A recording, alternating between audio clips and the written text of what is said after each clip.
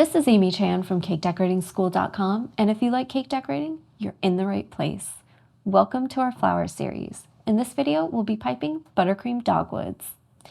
It's broken down into steps so you can skip ahead, rewind, and rewatch as desired.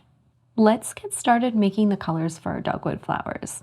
And we're going to make a pink dogwood today. Typically they come in both white and or pink, and I'm going to do pink just so it shows up a little better on camera. So I've got some American style buttercream in my bowl, and we're going to use the following liquid gel colors: neon bright pink, there it is, royal blue, lemon yellow, and finally some buckeye brown. And I've just got a little of each squeezed out onto a lid with a toothpick ready to go. I'm just going to start here with my pink, just a little speck. I just want to give it a little color, basically so that it shows up a little better for you all in camera, and those details kind of stand out. But I don't want it to be too dark.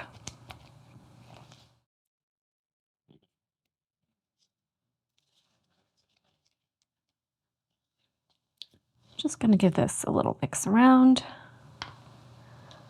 Gave it one more healthy little speck there. Too much. I'm just going to give it just the tiniest little touch of that brown. So we just want to make a nice light to medium pink shade.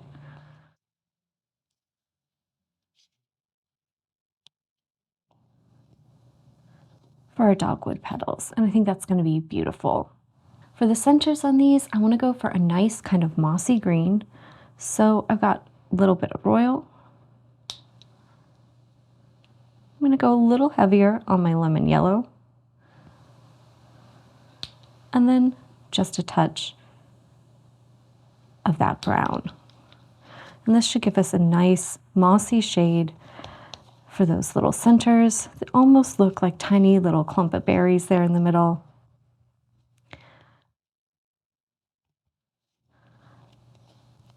Just don't want it to be too dark or too bright, since we're going against that nice, beautiful shade of pink.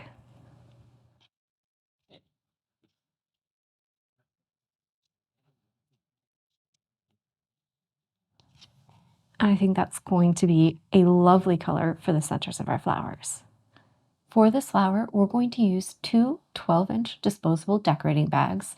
They're both fitted directly with the tip. For the pink, we're going to use a number 125. And for a green, we're going to use a number 5. If you don't have a 5, you could use either a 4 or a 6. Let's review the techniques we're going to use for our dogwood flowers. We're going to be making our petals with our number 125 tip, and they're all going to be heart-shaped. So we want to make sure that we do some of them longer and some of them fatter. And the easiest way to do this, because we're going to be holding the bag in a kind of lay flat position, is to make sure that we change the angle of the back end of the bag. If we pull it up to kind of like 130, if we're imagining a clock face, that's going to give us a wider angle to do shorter, fatter petals. And if we're going to do longer ones, we can pull the back of the bag more towards 3 o'clock, and that kind of sets up that opening so that we're primed to make longer, skinnier petals. So let's give this a little practice. We just pull out, make that heart shape, and pull back. It's a little awkward on the tray. It'll be a little easier on my nail where I can rotate to finish that off so that the shape looks a little more even, but you can see we're shorter and we're going to be fatter than the one that we're going to make next, where we're going to do our longer ones. So just only thing we're changing is rotating the back end of the bag more towards 3 o'clock. That way, when we start piping, we're set up so that we're at a steeper angle. We're not as wide. So we get a heart-shaped petal, but it's longer and skinnier versus the shorter and fatter ones. So just that simple act of rotating the back of your bag changes the angle that the opening is in relation to your flower nail and really helps set you up for success. So it's just a very small little motion that makes a very big difference. To finish off our flowers, we're just going to make our centers by combining a bunch of dots. And anytime we do dots, we want to be up off the surface, just enough so that frosting connects, but doesn't, we don't lose control of it, and enough so that it can really balloon out and reach its full size. So we just want to be up off the surface, get a nice full dot, stop squeezing, and circle that around. Now let's go over how we're going to take those techniques, put them together to make a blossom. We want to make sure that we're kind of getting the right characteristic shape for this flower. So you want to think of it almost like a cross pattern. We're going to have 4 petals. We're going to do 2 that are shorter and fatter. You can kind of think of them like the head and the body. And then 2 that are longer and narrower. I like to think of those as the arms, but you can really do them in any order you want to, or think of them however you want to. I prefer to pipe those 2 long petals first. I just find it a little easier, and do them opposite of each other. So I'll pipe one, rotate that nail 180 degrees, and pipe the other one on there.